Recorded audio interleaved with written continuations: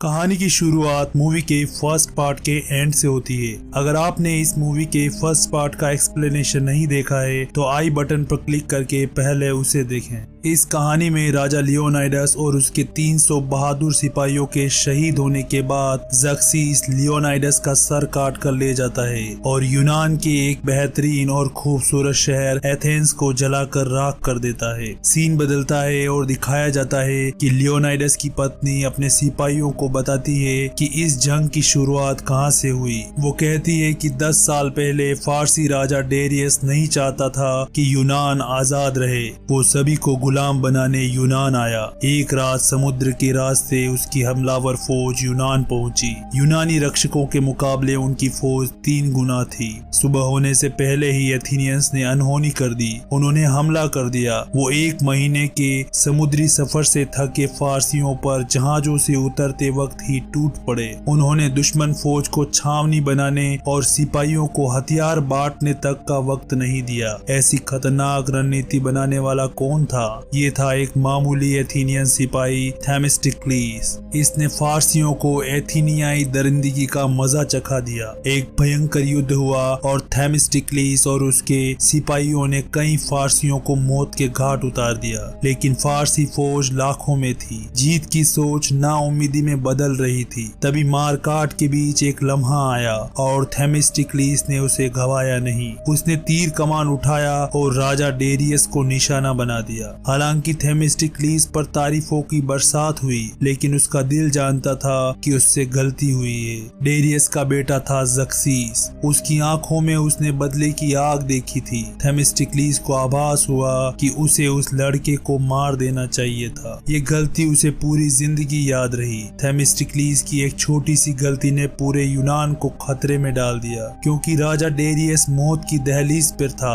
और उसके सभी खास सिपह सलारों को उसके पास बुलाया गया। इनमें सबसे महान योद्धा थी जल सेना सिपह सलार आर्टिमीशिया। ये जितनी खूबसूरत थी उतनी ही राजा की वफादार भी थी। डेरियस सबसे ज्यादा आर्टिमीशिया को पसंद करता था, क्योंकि उसने कई जंगों में राजा को फतेह दिलाई। आर्टिमीशिया राजा को अपने पिता के रूप में देखती थी। डेरियस अपने बेटे ज़र्क्सीस को समझाता है कि यूनानियों को अपने हाल पर छोड़ देना, मेरी गलती मत दोहराना, उन्हें सिर्फ देवता शिकस्त दे सकते हैं। एक सप्ताह तक ज़र्क्सीस शोक के दरिया में डूबा रहा। 8वें दिन आर्टिमीशिया ने उसके कानों में बदले का जहर फूंक दिया। उसने कहा कि तुम्हें एक दिव्य सम्राट बनना होगा, क्योंकि तुम्हारे पिता के अनुसार यूनानियों को केवल देवता हरा सकते हैं। आर्टिमीशिया ने मुल्क के कोने कोने से पुजारियों, जादूगरों और तांत्रिकों को बुलवाया। उन्होंने जवान राजा को पुराने नुस्खों में डूबी पत्तियों में लपेटकर रेगिस्तान में भटकने के लिए छोड़ दिया। एक दिन वो तपता हुआ प्यास से परेशान एक तांत्रिक की गुफा में पहुंचा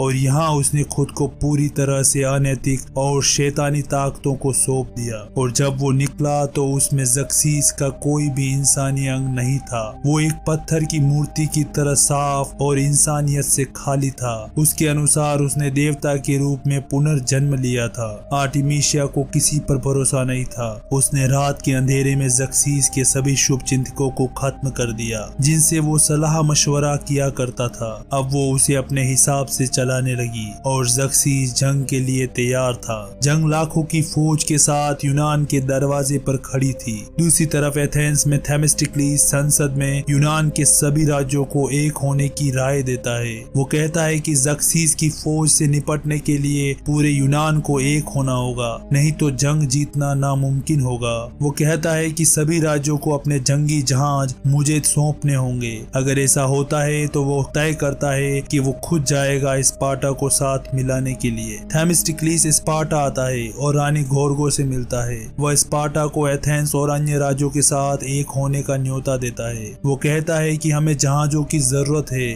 और मैं संयुक्त यूनान की कमाल संभाल रहा हूँ। लेकिन रानी उनका साथ देने के लिए मना कर देती है, क्योंकि उसे लगता है कि थेमिस्टिक्लीस संयुक्त यूनान बनाकर राज करने का मंसूबा रखता है, बल्कि ऐसा नहीं था। वो कहती है कि स्पार्टा अपनी रक्षा करना जानता है, हम सक्सीस से निपट लेंगे। थेमिस्टोक्लिस निराश होकर चला जाता है। इधर आर्टेमिसिया अपने जंगी जहाजों को लेकर समुद्र में युद्ध के लिए तैयार होती है। यहाँ पर उसे पता चलता है कि लियोनाइडस और उसके 300 सिपाही ज़क्सीस की लाखों की सेना से लड़ने निकले हैं। यहीं पर थेमिस्टोक्लिस का एक साथी जहाज पर मौजूद होता है और आर्टेमिसिया उसे पकड़ लेती है, लेकिन वो बच निकलने में कामयाब होता है। कुछ देर बाद वो अपने बेटे को लेकर थेमिस्टोक्लिस के पास आता है और बताता है कि फारसियों के जहाजी बेड़े को संभालने वाली एक यूनानी औरत है जिसका नाम आर्टेमिसिया है। ये एक मंजी हुई कातिल और समुद्र की माहिर है और इंतकाम के लिए सुलग रही है। थेमिस्टोक्लिस कहता है कि मैं जानता हूँ उसे, सुना है एक यूनानी दस्ते ने उसका पूरा परिवार खत्म कर दिया था।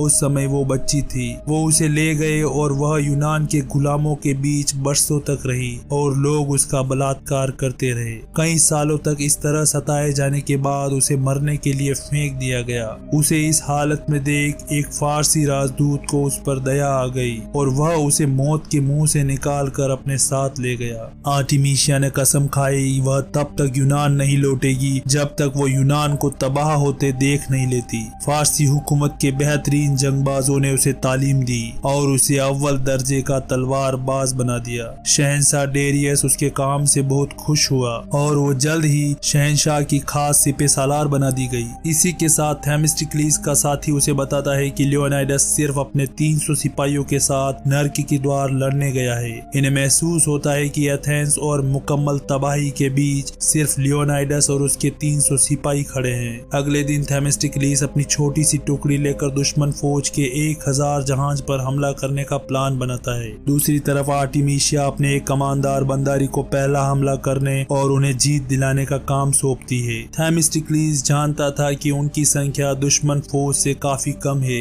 इसलिए वो एक बेहतरीन योजना बनाता है। वह जहाजों का एक चक्रव्यूह बना देता है और फारसी जहाजों के बीच में हमला करके उनको तोड़ना शुरू कर देता है। फारसियों के जहाज टूटकर पानी में डूबने लगते हैं। थेमिस्टोक्लिस का हिफाजी घेरा इतना मजबूत होता है कि फारसियों के सभी जहाज खत्म हो जाते हैं और आज के दिन यूनानी बेड़ा जीत जाता है। आर्टेमिसिया अपने ही कमानदार बंदारी पर नाराज होती है और उसे मरने के लिए समुद्र में फेंक देती है। आर्टेमिसिया को एक सलाहकार बताता है कि यूनानी बेड़े का कमानदार थेमिस्टोक्लिस ही वह इंसान है जिसने शहंशाह डेरियस पर तीर चलाया था। अब आर्टेमिसिया अपने दूसरे कमानदार कशानी को आगे करती है। अगले दिन फिर से यूनानी और फारसी जहाज आमने सामने होते हैं। थेमिस्टोक्लिस अपने जहाजों को पीछे ले लेता है और एक शानदार रणनीति बनाते हुए बादलों के बीच गायब होने लगता है। दुश्मन जहाज उनका पीछा करते हैं लेकिन यूनानी पूरी तरह से गायब हो जाते हैं। दुश्मन जहाज अपनी स्पीड बढ़ा देते हैं और तभी उन्हें पता चलता है कि वो समुद्री चट्टानों के बीच फंस चुके हैं और इसी मौके का फायदा उठाते हुए थेमिस्टोक्लिस और उसके साथी दुश्मन फौज पर चट्टानों के ऊपर से टूट पड़ते हैं। वो फारसियों को काटना शुरू कर देते हैं। एक भयंकर मारकाट के बीच कमानदार कशानी और थेमिस्टोक्लिस आमने सामने आ जाते हैं। वो अपनी एक ही लात में कशानी को हवा में उछाल देता है और उसके हाथ पैर काट कर उसे मौत के घाट उतार देता है। आर्टेमिसिया समझ चुकी थी कि थेमिस्टोक्लिस एक बेहतरीन और जाबाज कमानदार है। वो उसे अपनी ओर मिलाने के लिए एक पैगाम भेजती है। उसका आदमी पैगाम लेकर थेमिस्टोक्लिस के पास आता है और उसे कहता है कि आर्टेमिसिया समझौता करना चाहती है और इसके लिए वो थेमिस्टोक्लिस से अकेले मिलना चाहती है। थेमिस्टोक्लिस बिना डरे उससे मिलने के लिए चला आता है। आर्टेमिसिया उसे यूनान और उसके लोगों के बारे में भड़काती है और उसे अपनी ओर मिलाने की पूरी कोशिश करती है। वो उसे धन और जिस्म का लालच देती है लेकिन थेमिस्टोक्लिस उसकी पेशकश को लात मार देता है। आर्टेमिसिया जल्ला उठती है और उसे वापस भेज देती है। इस बार आर्टेमिसिया खुद कमान संभालती है और उसके जहाजी बेड़े के साथ इस बार आग के गोलों वाला जहाज होता है। वो अपने कुछ खास मुहाफिजों को यूनानी जहाजों की ओर भेजती है। समुद्र के अंदर फैलाए तेल को देखकर थेमिस्टोक्लिस समझ जाता है कि आर्टेमिसिया समुद्र में आग लगाने वाली है। वो अपने जहाज पीछे लेने लगता है लेकिन तब तक आर्टेमिसिया के मुहाफिज यूनानी जहाजों पर चढ़ जाते हैं और उसके सिपाही आग के गोले बरसाने लगते हैं। समुद्र में आग जल उठती है। अब थेमिस्टोक्लिस अपने साथियों को आग के गोले बरसाने वाले सिपाही पर निशाना लगाने का आदेश देता है। उसके मरते ही फारसियों के गोले वाले जहाज में आग लग जाती है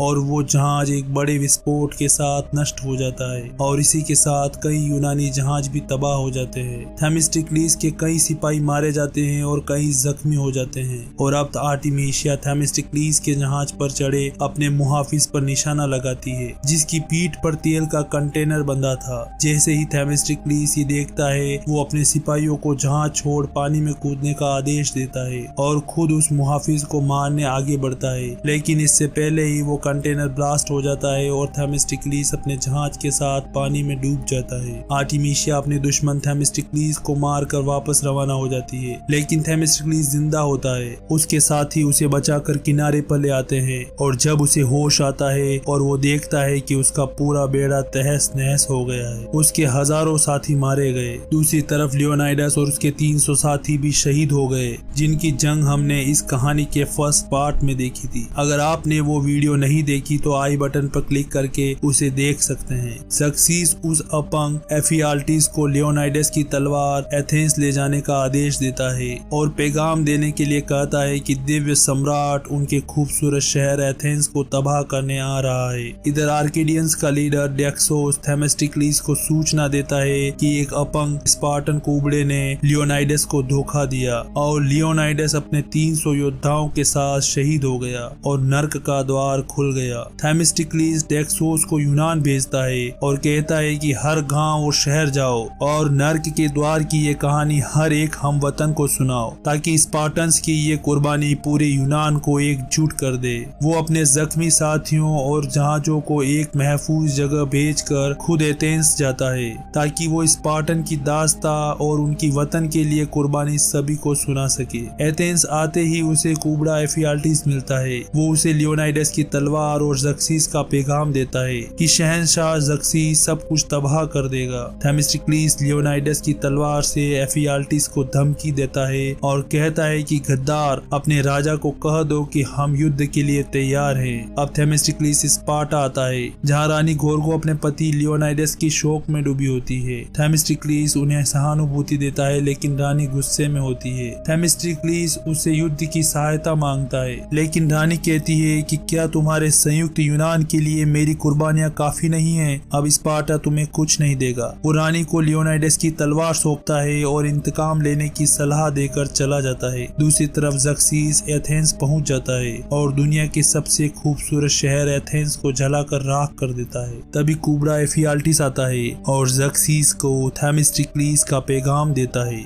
जब आर्टेमिया थेमिस्टोक्लिस का नाम सुनती है तो चौंक जाती है। वो कहती है कि वो मर चुका है, लेकिन एफियाल्टीस उसे बताता है कि मैंने उसे अपनी आंखों से देखा है, थेमिस्टोक्लिस जिंदा है। ये सुनते ही आर्टेमिया फिर से हमला करने रवाना होती है, लेकिन ज़र्क्सिस उसे रोकता है। वह कहता है कि यह उनकी चाल हो सकती है, लेकिन आर्टेमिया कहती है कि मुझे जंगी मामलों में तुम्हें सलाह देने की जरूरत नहीं है। ये सुन ज़र्क्सिस गुस्सा हो जाता है। वो एथेंस को जलाने और लियोनाइडस पर विजय प्राप्त करने का दिखावा करने लगता है। आर्टेमिया कहती है कि लियोनाइडस और उसके 300 साथियों को तो तुमने शहीद बना दिया और एथेंस को जलाकर तुमने इस मुल्क की सबसे कीमती चीज को मिटा दिया। ये सुन ज़र्क्सिस आर्टेमिया पर हाथ उठा देता है। गुस्से में आर्टेमिया अपनी पूरी समुद्री सेना को लेकर युद्ध के लिए रवाना हो जाती है। इधर थेमिस्टोक्लिस और उसके साथी एक खुफिया किनारे पर दुश्मन फौज का समुद्र में इंतजार करते हैं। वो अपने साथियों का हौसला बढ़ाते हैं और कहता है कि जो अपनी पीठ दिखाकर भागना चाहते हैं वो जा सकते हैं, तुम किसी के गुलाम नहीं हो। और अब वो अपना बेड़ा लेकर समुद्र में आ जाते हैं। थेमिस्टोक्लिस अपने साथी के साथ मिलकर आर्टेमिया के नजदीक पहुंचने का प्लान बनाता है ताकि उसे कब्जे में ले सके, क्योंकि वो जानता है कि उसकी कमान के बिना फारसी फौज कुछ भी नहीं है। ज़र्क्सिस भी पहाड़ के ऊपर युद्ध का नतीजा देखने आता है। हम देखते हैं कि समुद्र में मुट्ठी भर यूनानी जहाजों के सामने फारसी फौज के लाखों जहाज है। युद्ध शुरू होता है और आर्टेमिया खुद भी युद्ध में कूद पड़ती है। एक खतरनाक मारकाट शुरू हो जाती है। आर्टेमिया कई यूनानी सिपाहियों को मौत के घाट उतार देती है। थेमिस्टोक्लिस अपनी योजना के मुताबिक जहाज के अंदर से एक घोड़ा निकालकर आर्टेमिया तक पहुंचने निकल जाता है। कई फारसी सिपाहियों को मारते हुए वो आर्टेमिया के नजदीक आ जाता है और उसके सभी अंगरक्षकों को बेरहमी से मौत के घाट उतार देता है और अंत में अपना मास्क उतारकर आर्टेमिया के सामने आ जाता है। आर्टेमिया उस पर टूट पड़ती है। थेमिस्टोक्लिस अपना बचाव करते हुए आर्टेमिया को निहत्था कर देता है और इस बीच वो देखते हैं कि स्पार्टा और पूरा यूनान आर्टेमिया को घेरने आ गया है। ये देख ज़र्क्सीस भी मुंह फेर कर चला जाता है। थेमिस्टोक्लिस आर्टेमिसिया को आत्मसमर्पण का मौका देता है, लेकिन वो नहीं मानती और फिर से उस पर हमला करती है। इस बार वो आर्टेमिसिया को कोई मौका नहीं देता और उसके पेट में तलवार घोंप देता है। आर्टेमिसिया के जहाजों को घेर लिया जाता है और संगठित यूनान उन पर टूट पड़ता है और इसी के साथ आर्टेमिसिया भी दम तोड़ देती है। रानी घोरगो भी अपने पति की मौत का बदला पूरे जोश और होश से लेती है और फारसी सिपाहियों को बेरहमी से काटना शुरू कर देती है। अब सभी एक साथ फारसियों पर टूट पड़ते हैं और यहीं पर मूवी खत्म हो जाती है। आई होप आपको ये वीडियो पसंद आई होगी। वीडियो को लाइक करें और शेयर करें और चैनल को जरूर सब्सक्राइब करें।